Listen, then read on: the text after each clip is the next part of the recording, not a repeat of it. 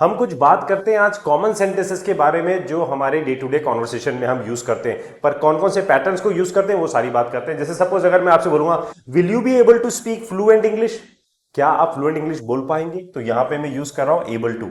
Second, अगर मैं आपसे बोलूंगा कि do you want to become a fluent English speaker, क्या आप एक फ्लुएंट इंग्लिश स्पीकर बनना चाहते हैं, तो मैंने यहां पे यूज किया want to. Suppose if I say कि the train was about to arrive, यानी कि ट्रेन जो है ना बस पहुंचने वाली थी, तो मैंने यहां पे यूज किया about to. I use to study in this school, मैं इस स्कूल में पढ़ा करता था, तो यानी कि मैंने यहां पे यूज किया used to. Similarly he seems to be very tired, यानी कि वो ऐसा दिखता है कि ऐसा प्रतीत होता है कि वो बहुत थक गया है, तो यहां पे मैंने सीम टू यूज किया। इसी तरह से अगर मैं बोलूं कि like it is likely to rain today, यानी कि आज बारिश होने की पूरी संभावना है, अब मैं यहां पे क्या कर रहा हूं, likely to, supposed to, tend to, bound to, manage to, able to, seem to, willing to, happen to, need to, about to, want to, used to, plan to, pretend to, refuse to, ये सारे patterns को use करके हम यहां पे sentence बना रहे हैं। आप इन सबको सीखना चाहते हैं, आपको भी प्रॉब्लम फेस होती है इन सब में, चलिए आज आपकी इसी प्रॉब्लम का सॉल्यूशन लेके आते हैं और आपके ये सारे कॉन्सेप्ट्स को यानी कि ये सारे कंफ्यूजन को आज यहां क्लियर करते हैं। सबसे पहले बात करते हैं हम यहां पे सपोज्ड टू। देखिए सपोज्ड टू का मतलब है चाहिए या जो एक्सपेक्टेड होना, यानी कि कोई भी चीज जो एक्सपेक्टेशंस होना या कोई ड्यूटीज के लिए, कोई रूल्स के लिए कि आपको ऐसा करना चाहिए, और व्हाट शुड हैपन कि क्या होना चाहिए। जैसे एग्जांपल देखिए, यू आर सपोज्ड टू, अच्छा ध्यान दीजिएगा ये सपोज टू नहीं है, ये सपोज्ड है, यहां पे ये ध्यान दीजिएगा ईडी भी लगा हुआ है। You are supposed to submit the report today, यानी कि तुम्हें आज रिपोर्ट सबमिट करनी है या तुम्हें आज रिपोर्ट सबमिट करनी चाहिए। ये क्या है, आपकी ड्यूटी है भाई, this is use for duties. You are suppose to submit the report today. मैं आप सपोज हम ऐसे भी बोलते हैं बहुत सी बात कि where am I suppose to sit here, मुझे यहां पर कहां बैठना चाहिए या मुझे यहां पर कहां बैठना है, तो supposed to. You are not suppose to come late, यानी कि आपको लेट नहीं आना है, ये आपकी क्या है, ड्यूटी है। तो you are not suppose to talk like this, आप इस तरह से बात नहीं कर सकते हो, यानी कि आपको ऐसे बात नहीं करनी है, तो you are not suppose to do this. Similarly students are suppose to wear uniforms, यानी कि स्टूडेंट्स को यूनिफॉर्म वियर करनी चाहिए, ये क्या है, रूल है उनके लिए, रूल है स्टूडेंट्स के लिए। Students are suppose to wear uniforms, यानी कि स्टूडेंट्स को यूनिफॉर्म पहननी चाहिए। We are suppose to arrive on time, यानी कि हमें समय पर पहुंचना चाहिए, ये क्या है, हमसे एक्सपेक्टेशंस है बेसिकली कि हमें ऐसा करना चाहिए। तो कोई भी काम जो हमें करना है या करना चाहिए। सिमिलरली जब आप इसको नेगेटिव बनाओगे तो यहां पे नॉट आ जाएगा, you are not suppose to submit the report today, you are not suppose to talk to me like this, आप मुझसे इस तरह से बात नहीं कर सकते हो, तो वहां पे नॉट लग जाएगा नेगेटिव में। Got it. तो सपोज टू मींस चाहिए, अपेक्षित होना, यानी कि ड्यूटीज के लिए, रूल्स के लिए, एक्सपेक्टेशंस के लिए, और व्हाट शुड हैपन, क्या होना चाहिए, उसके लिए हम यहां पे सपोज्ड टू यूज करते हैं। Got it. चलिए आगे बढ़ते हैं। Next is tend to. देखिए टेंड टू जो वर्ड होता है ना, ये वर्ड आता है टेंडेंसी से। टेंडेंसी मतलब होता है आदत होना, फितरत होना, या उसको हम बोलते हैं प्रवृत्ति होना। टेंडेंसी मतलब ऐसी प्रवृत्ति होना, इसको हैबिट बोला जाता है, बेसिकली आदत के लिए यूज किया जाता है। It is use for habits और things that usually happen. Usually मतलब आमतौर पर जो चीजें होती है, राइट, जो चीजें बार बार होती है। नेक्स्ट इज जैसे people tend to forget names easily, यानी कि लोगों की आदत होती है नाम भूल जाते हैं वो आसानी से, तो ये क्या है, पीपल टेंड टू फॉरगेट, यानी कि ये क्या है, लोगों की हैबिट है या उनकी प्रवृत्ति है, आदत के सेंस में आ रहा है यहाँ पे। तो people tend to forget names easily, लोग जो है ना नाम बड़ी आसानी से भूल जाते हैं, ऐसी प्रवृत्ति होती है उनकी, ठीक है ना, लोगों की आदत होती है नाम आसानी से भूल जाते हैं। He tends to wake up early, यानी कि उसकी सुबह जल्दी उठने की प्रवृत्ति है, उसकी सुबह जल्दी उठने की आदत है, तो ये क्या है, उसकी टेंडेंसी है भाई। तो children tend to learn quickly, यानी कि बच्चों की क्या प्रवृत्ति होती है, बच्चों की जो प्रवृत्ति होती है मतलब उनकी टेंडेंसी होती है वो ये होती है कि बच्चे जो है ना वो बहुत जल्दी सीख जाते हैं। Children are good learners, they are fast learners, तो दे लर्न क्विकली। तो children tend to learn quickly, यानी कि बच्चों की जो है जल्दी सीखने की प्रवृत्ति होती है। तो टेंडेंसी मतलब जो चीज की हैबिट होती है, आदत होती है, प्रवृत्ति होती है, वहां पर हम टेंड टू यूज करते हैं। He tends to solve the problem calmly, यानी कि वो बहुत शांति से प्रॉब्लम को सॉल्व करता है, ये उसकी प्रवृत्ति है। तो कोई भी काम करने की जो हमारी प्रवृत्ति होती है, आदत होती है, वहां पर हम टेंड टू यूज करते हैं, राइट। चलिए आगे बढ़ते हैं। Next we have is manage to. अब मैनेज करने का मतलब होता है किसी भी चीज को करने में सफल होना। मैनेजर क्या करता है, चीजों को संभालता है, मैनेज करता है, व्यवस्थित करता है, दैट इज मैनेज करना। तो मैनेज टू मतलब सफल हो जाना। It is used when something is difficult but you succeeded, यानी कि कोई चीज मुश्किल थी लेकिन आपने उसको संभाल लिया, तो उसको मैनेज करना बोलते हैं हम लोग। तो मैनेज टू, जैसे she manage to solve the problems, यानी कि वो प्रॉब्लम को सॉल्व करने में सफल हो गई। तो मैनेज टू का मतलब क्या होता है? सफल हो जाना। तो वो प्रॉब्लम सॉल्व करने में सफल हो गई। और जैसे we manage to catch the train, यार हम जो है ना ट्रेन पकड़ने में सफल हो गए, हमने गाड़ी इतनी तेज चलाई, इतनी तेज हम लोग निकले कि हम ट्रेन पकड़ने में सफल हो गए। जैसे ही हम लोग ट्रेन में बैठे और चेन चल गई, तो यानी कि हम ट्रेन पकड़ने में सफल हो गए। And he manage to finish the project, यानी कि वो प्रोजेक्ट फिनिश करने में सफल हो गया।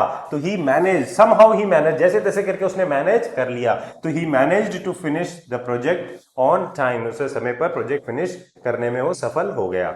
सिमिलरली अगर आप इन सेंटेंस को नेगेटिव बनाएंगे ना, तो आप यहां देखेंगे तो ये मैनेज्ड है, तो यानी कि ये सेकंड फॉर्म आ रहा है मैनेज का, यानी कि ये सिंपल पास्ट सेंटेंस बन रहा है। तो इसको नेगेटिव बनाएंगे तो यहां पर हमें क्या लगाना पड़ेगा? डिड नॉट लगाना पड़ेगा। देखिए सिंपल पास्ट में सब्जेक्ट प्लस सेकंड फॉर्म होता है, इसको नेगेटिव बनाते हैं तो उसमें डिड नॉट लगाना पड़ता है।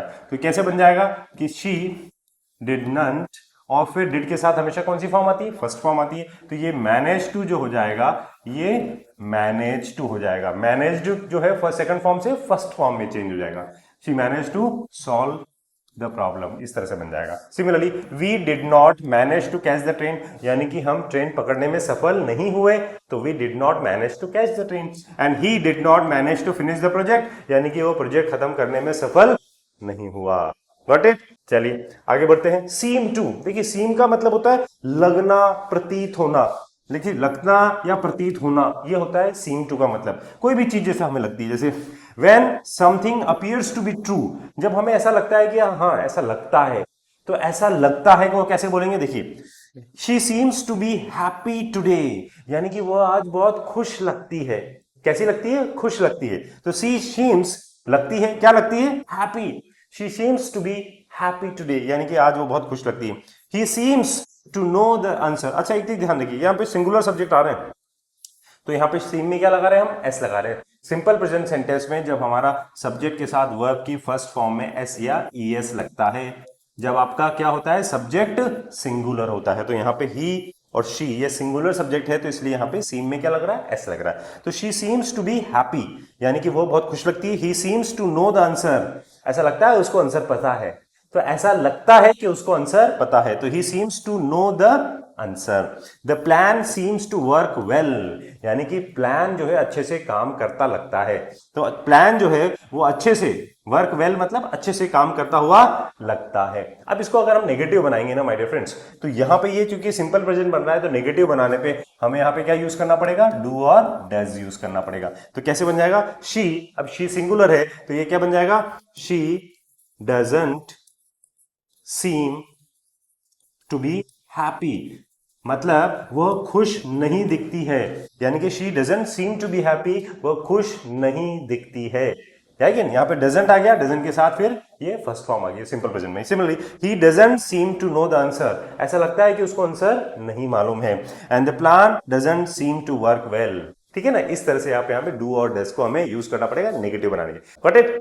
चलिए आगे बढ़ते हैं। Next we have is happen to. देखिए हैपन टू बहुत इंटरेस्टिंग है, ये वन ऑफ माय फेवरेट है। वो हैपन टू का मतलब ये है संयोग से कोई चीज होना, कोइंसिडेंटली कोई चीज होता है ना, कोइंसिडेंस बोलते हैं ना संयोग को, तो संयोग से कोई चीज होना। जैसे यूज्ड व्हेन अनएक्सपेक्टेड और एक्सीडेंटल इवेंट्स, कोई भी ऐसा इवेंट, कोई भी ऐसी घटना जो अनएक्सपेक्टेड थी या अचानक से एकदम से हो गई। देखिए कैसे? I happen to meet my teacher, यानी कि संयोग से मुझे मेरे टीचर से मिलना हुआ।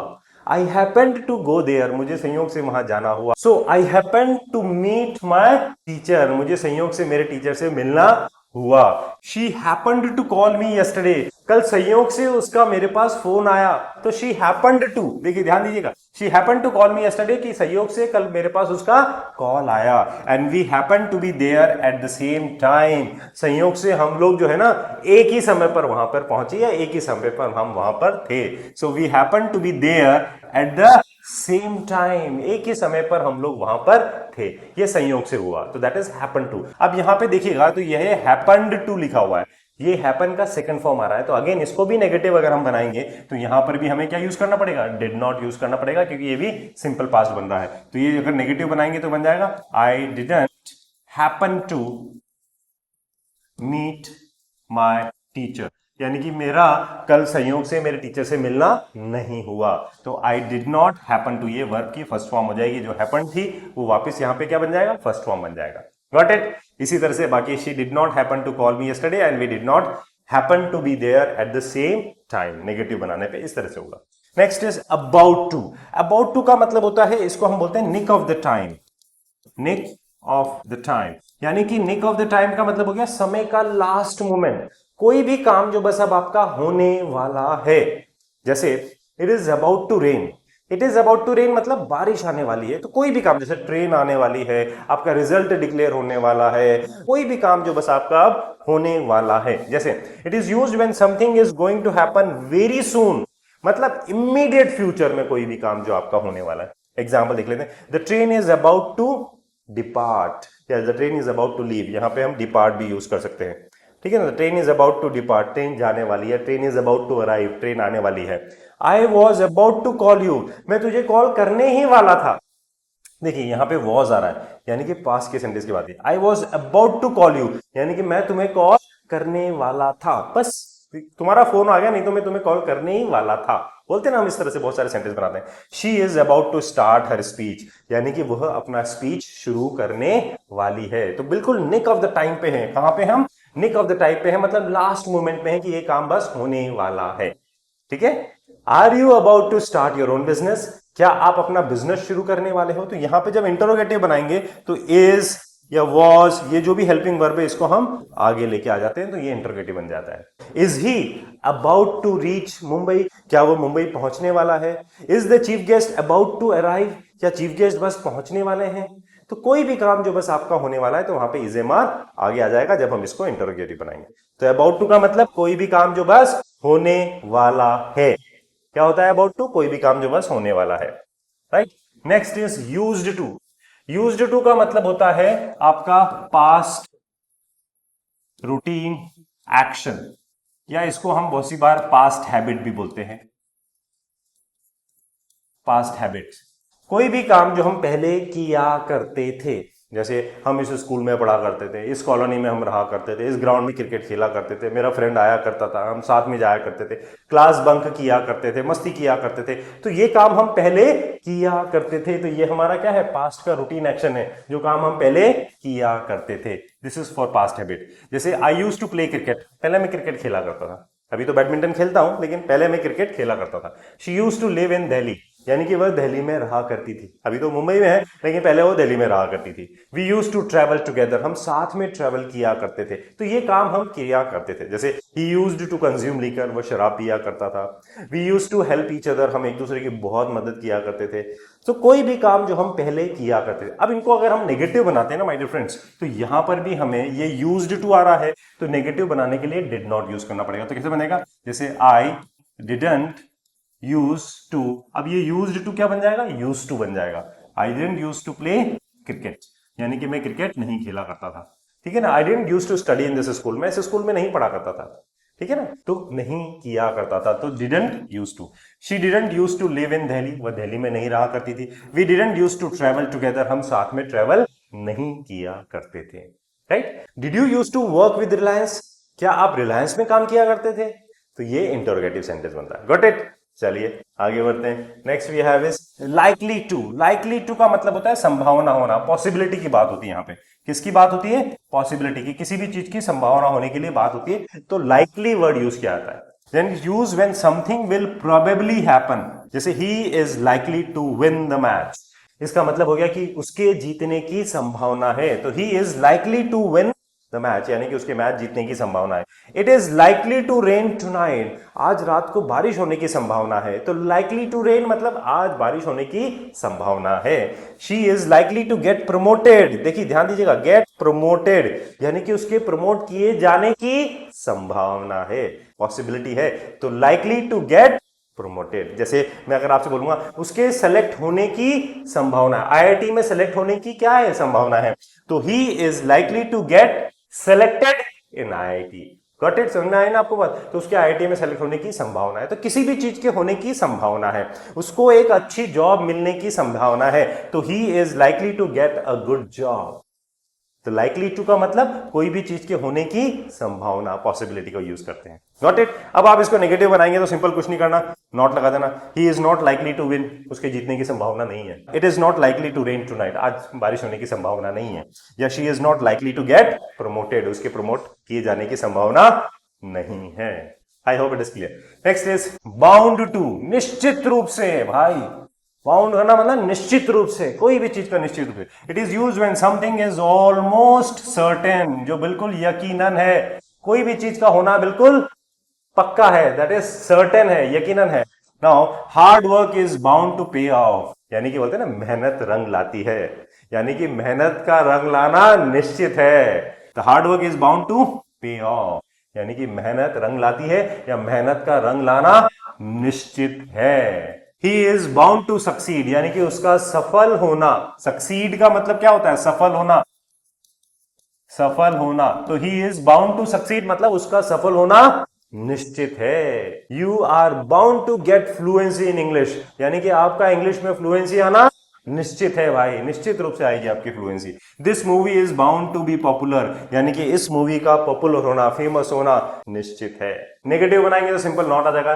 The hard work is not bound to pay off, he is not bound to succeed, या the movie is not bound to be popular. Simple सा बनाना है इसमें।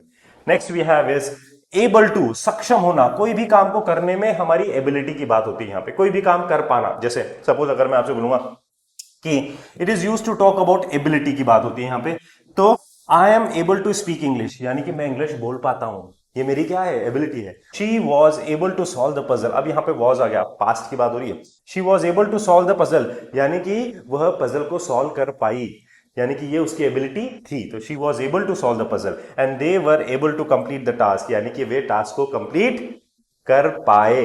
पास्ट की एबिलिटी की बात हो गई यहाँ पे। तो was were plus able to, तो यहां पर पास्ट एबिलिटी की बात होगी, जो भी काम हम कर पाए। जैसे हम ऐसे बोलते हैं कि सर मैं कल नहीं आ पाऊंगा, तो कैसे बोलेंगे? I will not be able to come tomorrow, I will not be able to come tomorrow, तो मैं कल नहीं आ पाऊंगा, ये फ्यूचर एबिलिटी की बात होगी, ठीक है ना। जैसे बोलूंगा he will be able to succeed, he will be able to succeed, यानी कि वह सफल हो पाएगा, ये उसकी फ्यूचर की एबिलिटी की बात होगी। तो कोई भी काम जो हम कर पाएंगे या जो काम हम कर पाते हैं, प्रेजेंट एबिलिटी, कोई भी काम हम जो पास्ट में कर पाए, तो वहां पर एबल टू का मतलब होता है सक्षम होना, किसी भी काम को कर पाना, किसी भी काम को करने में सक्षम होने के लिए हम एबल टू यूज करते हैं। Got it. नेगेटिव बनाएंगे सिंपल नॉट आ जाएगा। I am not able to speak English, मैं इंग्लिश नहीं बोल पाता हूं या मैं इंग्लिश बोलने में सक्षम नहीं हूं, तो दोनों का मतलब यही होता है। Next we have is willing to, मतलब तैयार होना।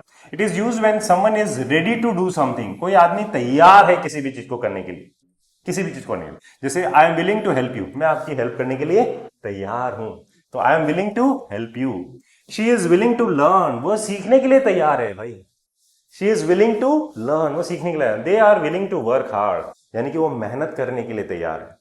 या she is willing to go abroad, यानी कि वो बाहर विदेश जाने के लिए वो तैयार है, उसकी इच्छा है बेसिकली विदेश जाने की, तो she is willing to go abroad. Now she is willing to get married, अब उसकी ना शादी करने की इच्छा है या शादी करने के लिए वो तैयार है, तो यहां पे विलिंग टू को हम इस तरह से यूज कर रहे हैं। नेगेटिव बनाएंगे सिंपल आ जाएगा not, I am not willing to help you, मेरी आपकी मदद करने की इच्छा नहीं है, मतलब मैं आपकी मदद करने के लिए तैयार नहीं हूं। She is not willing to learn, वो सीखने के लिए तैयार नहीं है। And they are not willing to work hard, मेहनत करने के लिए तैयार नहीं है। तो नेगेटिव बनाने पे नॉट आपका इस तरह से आ जाएगा। नेक्स्ट इज नीड टू, देखिए नीड का मतलब होता है जरूरत, तो नीड टू मतलब जरूरत होना। सेंटेंस कैसे बनेगा? It is use for necessity, किसी भी चीज की necessity. I need to improve my English, मुझे अपनी इंग्लिश को इंप्रूव करने की जरूरत है, राइट। तो you need to practise more, आपको और ज्यादा प्रैक्टिस करने की जरूरत है। We need to leave now, अब हमें यहां से जाने की जरूरत है, मतलब अब हमें यहां से निकलना चाहिए। So we need to leave now. She needs to study harder, उसको और मेहनत से पढ़ने की जरूरत है। तो किसी भी चीज की जरूरत होने के लिए हम यूज करते हैं need to. I need to earn more money, मुझे और पैसे कमाने की जरूरत है। He needs to help his family, उसको अपनी फैमिली की हेल्प करने की जरूरत है। तो कोई भी काम को करने की जरूरत है। अब इसको जब हम नेगेटिव बनाएंगे ना, तो यहां पर भी डू और डज को हम यूज करते हैं। जैसे हम बोलेंगे आई डू नॉट, क्या लगेगा? I do not need to improve my English, मतलब मुझे अपनी इंग्लिश को इंप्रूव करने की जरूरत नहीं है। We do not need to leave now, अब ये हमें जाने की जरूरत नहीं है। या शी डज नॉट, अब यहाँ पे शी है तो शी के साथ क्या जाएगा आपका, डज आएगा, क्योंकि शी सिंगुलर है। She does not need to study harder, उसको और ज्यादा मेहनत करके पढ़ाई करने की जरूरत नहीं है। तो नेगेटिव बनाने पे इस तरह से हम इसको बनाएंगे। Next we have is want to. Want to मतलब होता है हमारी प्रेजेंट विश। प्रेजेंट विश जो हमारी इच्छा है, अभी कब इच्छा है, प्रेजेंट में जो हमारी इच्छा है। It is use to express desire, जो इच्छा है आपकी होती है। I want to learn English, I want to become expert in English, I want to go abroad, मैं विदेश जाना चाहता हूँ, I want to study further, आगे पढ़ाई करना चाहता हूँ, I want to get married, अब मैं शादी करना चाहता हूँ। तो बहुत सारी इच्छाएं होती है आपकी। I want to become fluent, मैं फ्लुएंट होना चाहता हूँ। She wants to start a business, वो बिजनेस शुरू करना चाहता है। And they want to travel abroad, वो विदेश ट्रेवल करना चाहते हैं। I am sure you also must be having lot of desires in your life. What do you actually wish to do in your life, कि क्या क्या आप life में करना चाहते हो, अपनी विशेष जरूर लिखिएगा। Then when you convert these sentences into negative, तो कैसे बनेगा, I do not या I don't want to। जैसे मैं अगर सिंपल दूसरा सेंटेंस लिखता हूं, I don't want to talk to you, मैं आपसे बात नहीं करना चाहता हूं। Sir I don't want to learn English, मैं इंग्लिश नहीं सीखना चाहता हूं। I don't want to study further, मैं अब आगे पढ़ाई नहीं करना चाहता। तो I do not want to है। He है तो क्या आ जाएगा, he doesn't want, he doesn't want to start a business, वो बिजनेस शुरू नहीं करना चाहता है, यानी कि he doesn't want to start a business. Got it. तो इस तरह से कोई भी काम जो हम करना चाहते हैं। नेक्स्ट इज प्लान टू, योजना बनाना। प्लान का मतलब होता है योजना, प्लान टू का मतलब हो गया योजना बनाना।